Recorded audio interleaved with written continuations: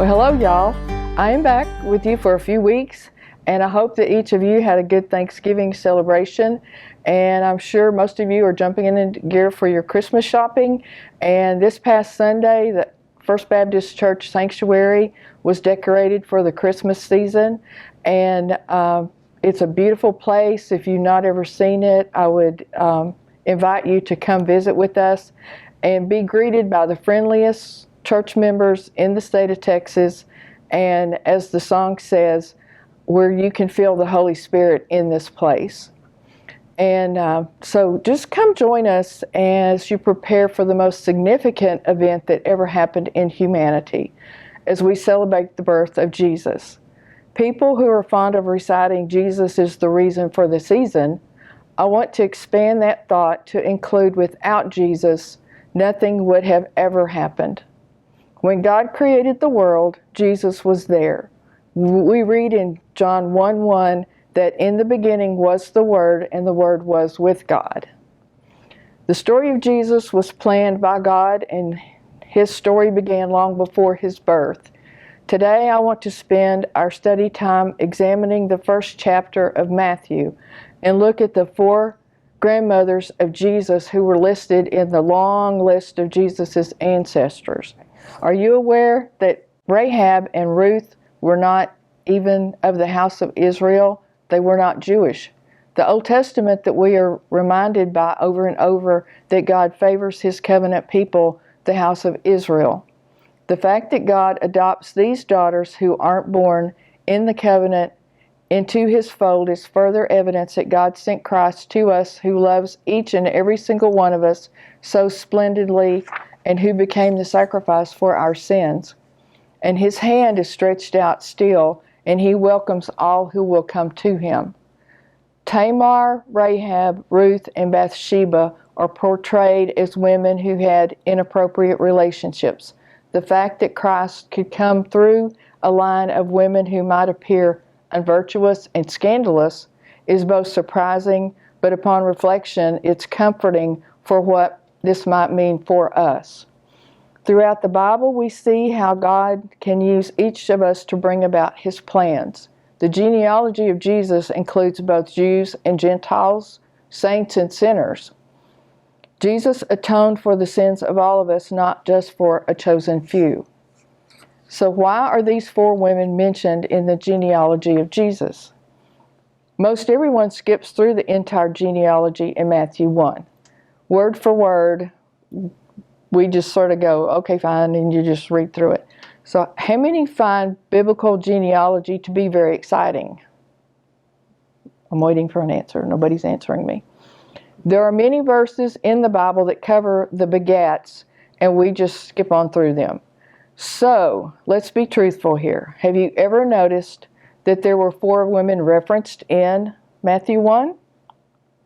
Did you ever wonder why? Did you ever wonder why them?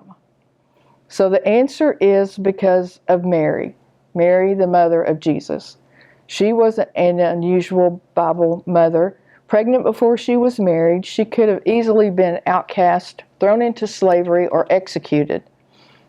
She could have lived her life with terrible accusations thrown against her, and according to some ancient traditions, many people think that she was nothing more than an immortal harlot. If that were true, ancient critics reasoned, how could God ever do any good through someone so fallen, so morally compromised? This is where the 4 women of Matthew's genealogy answer these critics. Tamar, daughter-in-law to Judah; Rahab, the Jericho prostitute; Ruth, the non-Israelite Moabite; and Bathsheba, the woman unlawfully taken by David. Not only are each of these women ancestresses to Jesus, but each of them came from unusual, unexpected circumstances or were involved in what appears to be improper situations. And yet, God did his work through them. God worked through these women to demonstrate he will do his work. God works through his servants, even the most unlikely of servants. Even the most unlikely life can be redeemed and honored by God. If you want to hear and understand that God has a plan for you just as He has a plan for these 4 women who are mentioned in Matthew 1. No matter where you are in your walk on life or what you have done, you are necessary. You are significant. You are a pivotal player in God's grand designs, and your life can be a part of God's grand plan to bring light and truth and healing to the world. The first ancestor of Jesus that Matthew mentions is Tamar. Her story appears in Genesis 38. She was married to Er at a very young age and was widowed a short time after without having children. According to the Levite law, her brother-in-law had to have relations with her to produce a child that she should have had from her deceased husband. This way, Tamar would not be left without a descendant, which would have been the worst disgrace for a man to die without children. Next, her brother-in-law Onan married Tamar, but they did not have children either. Finally, he also died, and Tamar was then twice widowed, and she still had no children. Judah was the father of and Onan, and he was suspicious that Tamar was an ominous woman because of the deaths of his sons. Judah did not want to lose his last son to her, and so he refused to let that son marry her.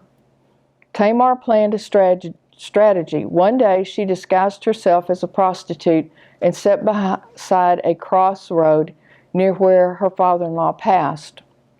Confused by her, he promised a young goat in exchange for her favors.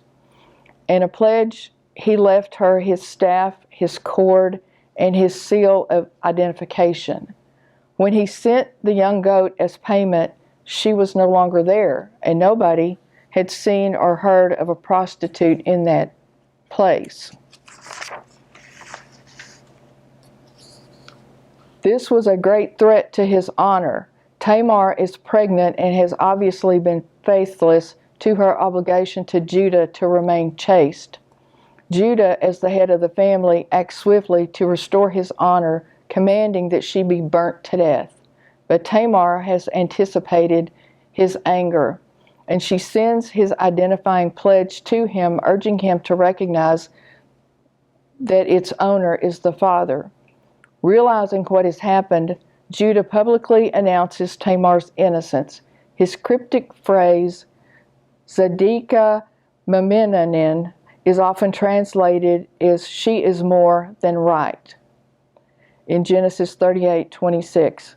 A recognition not only of her innocence but also of his wrongdoing is not freeing her or performing the levirate. Another possible translation is, she is innocent, the child is from me.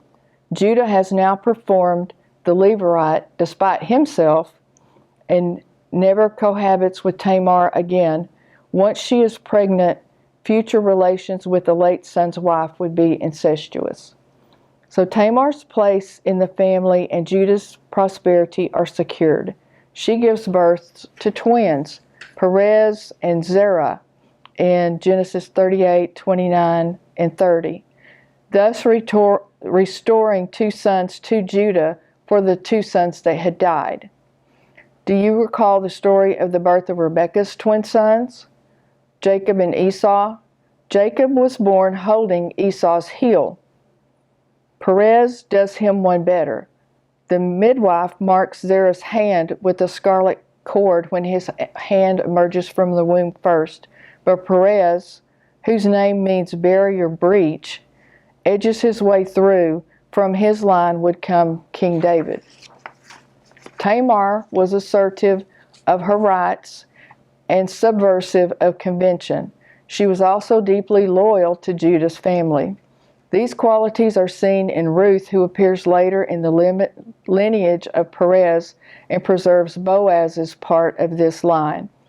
The blessing at Ruth's wedding underscores the similarity in its hope that Boaz's house, quote, be like the house of Perez, whom Tamar bore to Judah, in Ruth 4:12. Tamar and Ruth's traits of assertiveness in action, willingness to be unconventional, and deeply loyal to family are the very qualities that distinguish their descendant, King David. The second woman mentioned in Matthew chapter 1 is Rahab, whose profession was a prostitute. Her story is a story of military espionage during the time of conquest in Joshua chapter 2. Joshua was the leader of an army of Israel. When he arrived at the doors of the Promised Land, he found the city of Jericho. In order to know if it was possible to take it or not, he sent some spies to explore the place. They lodged in the home of Rahab, a prostitute of the city of Jericho. Discovered by the local police, Rahab hid them and helped them to escape, letting them down with some cords through the window of the walls. But before this, she asked them that the Hebrew army would spare her life and that of her family when they take the city. They accepted her request and ordered her to tie a red cord at the windowsill so that her house would be identified. The assault on the city was tremendous. The soldiers of Joshua ransacked and destroyed Jericho, and all its inhabitants were assassinated. But Rahab saved her life and her family as she had agreed with the spies. And later, Rahab the prostitute became among the ancestors of Jesus. Matthew did not forget to include her name in Jesus' genealogy. Next, we have Grandmother Ruth. As we studied several months ago, Ruth was a Moabite woman, and her story reveals that although she knew love when she was very young, she also knew pain and loneliness when she became a young widow without having children. Ruth became an example of fidelity to her mother-in-law Naomi, who she accompanied back to Bethlehem in order to help her. When the women arrived in Bethlehem, Ruth went to work in the grain fields. She became a hard-working woman, sacrificing herself to earn a living for Naomi. Ultimately, Ruth once again encountered love in the person of Boaz in the grain fields of Bethlehem, and she finally found happiness as a reward for her labor and her fidelity to Naomi. Ruth was a stranger, and worse yet, she was a Moabite, one of the peoples most hated by the Jews. But even though her dedication to Naomi was unquestionable, she had to be an embarrassment for any Jew because according to Jewish law, they had to be excommunicated and were not even permitted to form a part of the faith of Israel. The Moabites would not be admitted in the assembly of Yahweh, nor even in the 10th generation. They would never be admitted in Deuteronomy 23:4. Chuck Swindol wrote that obedience is everything in everyday life to please God. When we reflect His character through our interactions with others, we bring glory to Him. Ruth's sacrifice and hard work to provide for Naomi reflected God's love, and Boaz's loyalty to his kinsman, Naomi's husband, reflected God's faithfulness. Naomi's plan for Ruth's future reflected selfless love. The book of Ruth showed that the Israelites the blessings that obedience could bring. It showed them the loving, faithful nature of their God. This book demonstrates that God responds to His people's cry. He practices what He preaches, so to speak. Watching God provide for Naomi and Ruth, two widows with little prospects for any future, we learn that He cares for outcasts of society, just as He asks us to do in Jeremiah 22:16. This woman, excommunicated and contemptible in the eyes of the Jews, was chosen by Matthew to appear among the predecessors of Jesus. Then we come to Grandmother Bathsheba. That's kind of a funny thought. Bathsheba was not portrayed in the Bible as being grandmotherly. Bathsheba was a Hittite woman, and we all know that she was the wife of Uriah, who was an officer in King David's army in 2 Samuel 11. She was very beautiful, so beautiful that King David fell madly in love with her. Taking advantage that Uriah had gone to battle, the king ordered that she be called to the palace, and in complicity, he possessed her. She then became pregnant. To avoid the scandal, David asked Uriah to come back from the battlefront and gave him some days of vacation in his house in order that he could lie with his wife, allowing for a reasonable time to cover the deception. Because of his military training, though, Uriah opposed this privilege because his soldiers were in the middle of a battle. As a result, Uriah's refusal, David ordered him to go to the most dangerous battle zone where he was killed, and David could now live with Bathsheba. Sometime later, by the way of a moving parable, a prophet enabled David to see his crime and his grievous sin. David was humbled and recognized his sin and repented and asked for pardon. Bathsheba provided much love to David, but she also gave him many intrigues and jealousy and tears and pain. Matthew ascribed this adulterous woman as the fourth ancestress of Jesus. A genealogy is meant to be an object of pride and honor and renown. Matthew's genealogy lists 4 unique women of different centuries in the midst of a long history of patriarchal society and Jewish laws that portray these women in less than favorable light. These 4 women that by worldly standards were judged more unworthy to be ancestors of the Lord. It is amazing that these women in Matthew 1, listed as matriarchs of Jesus, were originally portrayed in the Old Testament as shameful. Genealogy also demonstrates where the important and famous people of the past come from. Matthew shows us that Jesus originates also from human misery, from the worst of Israel, its lowest situations and painful history. Through genealogy, one comprehends the greatness of a person, his illustrious past, and his ancestry. Here we only see the censure that went along with the kinfolk of Jesus. Nonetheless, there is an expression of great delicateness by Matthew in the mention of these women. It is a question of an intentional remembering. It is as if from the start he wanted to make the mission of Jesus and his program of life clear. Beyond his personal history, these grandmothers of Jesus have a symbolical reality that transcends them. In love and in pain, in sin and joy, in pardoning each other, we are related to the history of the pilgrim and suffering of humanity, sinful and hopeful, the great family formed by God. Matthew wanted to show us that Jesus' relatives did not put him to shame. Matthew did not mean to indicate that within Jesus' family were great sinners. Jesus accepted them as they were. And to all of them, Jesus stretched out an eternal embrace, unique and meaningful, not wanting ever to release them. And Matthew has taken the initiative to record this genealogy forever. Just as these 4 women who were human and flawed, you are necessary, significant, and a pivotal player in God's grand designs. Your life can be part of God's grand plan to bring light and truth and healing. My favorite quote from the movie The Help, "You is smart, you is you is kind, you is important." I want to ask God to remind us that we are valuable and special to Him.